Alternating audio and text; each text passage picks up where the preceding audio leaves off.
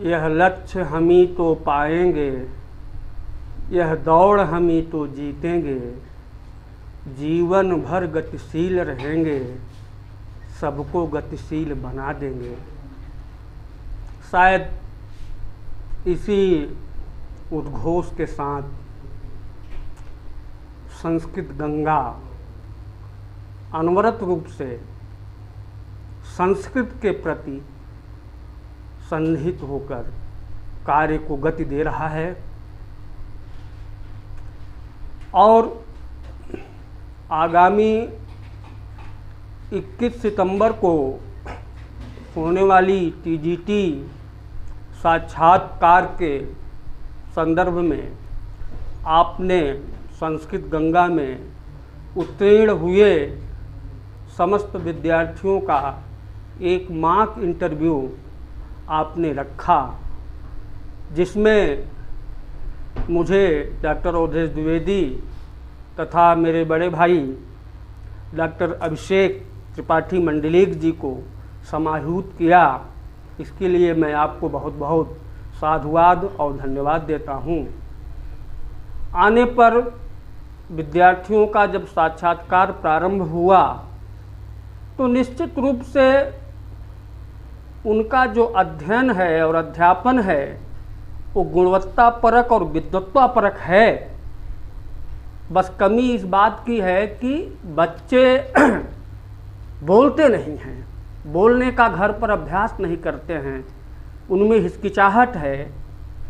जैसा कि साक्षात्कार में आने वाले विद्यार्थियों का इंटरव्यू लेने के बाद मैंने निष्कर्ष निकाला कि इनमें ज्ञान है, विकल्प अच्छा कर लेते हैं, लेकिन बोलने की क्षमता का विकास इसलिए उनमें नहीं है कि वो बोलने के लिए प्रयास नहीं कर रहे हैं। और बोलना बहुत ज़रूरी है, जो बोलता है वही आगे बढ़ता है। प्रतियोगी परीक्षाओं में उसी को सफलता मिलती है। बहुत हमारे अंदर ज्ञान भरा हुआ हो, यदि उसको हम अभिव्यक्त न कर पाएँ तो कोई मतलब नहीं है। तो निश्चित रूप से विद्यार्थियों में ज्ञान है और विद्यार्थी साक्षात्कार को बड़ा अंदर से उस रूप में ले लेते हैं कि अरे बड़ा जटिल है, बड़ा कठिन है, क्या पूछेंगे, कैसे पूछेंगे, बड़ा क्लिष्ट पूछेंगे। कुछ नहीं पूछा जाता है। विद्यार्थी जैसा चाहे वैसा अपनी प्रतिभा से एक्सपर्ट को मोड़ सकता है। एक्सपर्ट मजबूर हो जाता है। जिस श्लोक का आप वाचन कर रहे हो, सपोज दैट एक्सपर्ट ने आपके एक्सपर्ट ने कहा कि आप एक श्लोक सुनाओ, तो जैसा हमारे मंडलिक सर ने अभी विस्तृत चर्चा की उस पर, तो उस पर बहुत सोचने की आवश्यकता नहीं है। 2 श्लोक 3 श्लोक अच्छी तरह से इस रूप में आप तैयार किए रखें कि व्याकरण की दृष्टि से, अलंकार की दृष्टि से, छंद की दृष्टि से, संस्कृत व्याख्या की दृष्टि से जिस किसी भी रूप में आपसे प्रश्न किया जाए आप उसका उत्तर देने में समर्थ हो सके, यही महत्वपूर्ण है। और 2-4 बातें ही आपको बहुत अच्छा बना सकती हैं और आगे न पूछने के लिए विवश कर सकती हैं, क्योंकि 2-4 ही बिंदु ऐसे होते हैं जिससे एक्सपर्ट खुश हो जाता है। सामान्य बात है, आप संस्कृत का इंटरव्यू देने गए हैं तो संस्कृत क्या है, संस्कृत कैसे बना, उसमें कौन सा प्रकृति प्रत्यय है, कौन सा उपसर्ग है, उसका अर्थ क्या है, ठीक है, उसमें संधि है, समास है, उसके अंदर की बात बाद में पूछी जाएगी। कारक हमारा तैयार है, आप गए साक्षात्कार बोर्ड में कह दिए हम कारक से हमसे प्रश्न किया जाए, तो अंदर की बात बाद में पूछी जाएगी। पहले कारक किसे कहते हैं यही तो प्रश्न पूछा जाता है, और कारक को ही आप अच्छी तरह से व्याख्यायित नहीं कर पाए, इट मीन्स अंदर की बात आप कुछ नहीं जानते हैं।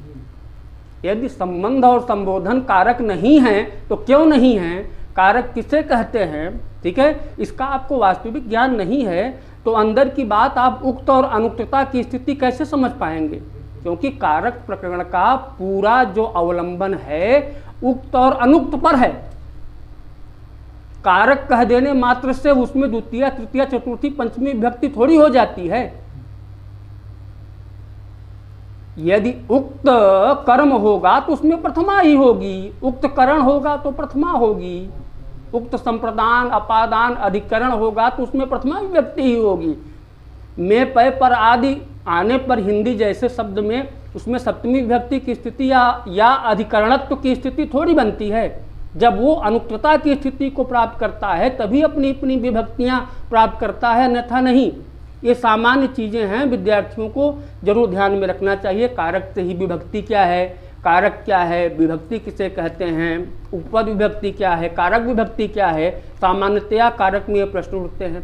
संधि क्या है, संधि का प्रकृत प्रत्यय बताओ, किस लिंग में है, कितने प्रकार की संधियां होती हैं, इतना आप अच्छे तरह से बता करके संतुष्ट कर लेते हो तो इसका मतलब अंदर की बात आप काफ़ी हद तक जानते हो। तो कुल मिला करके कैसे आपको इंटरव्यू में प्रवेश करना है, कैसे आपको निकलना है, हमारे मंडलिक सर के द्वारा विस्तृत व्याख्या कर दी गई है। मैं संस्कृत गंगा के सरोग्य भूषण जी को बहुत बहुत धन्यवाद देना चाहूँगा कि आप अनवरत संस्कृत के प्रति समर्पित हो करके आप जन सेवा, देश सेवा, राष्ट्र सेवा, समाज सेवा कर रहे हैं। बहुत बहुत धन्यवाद।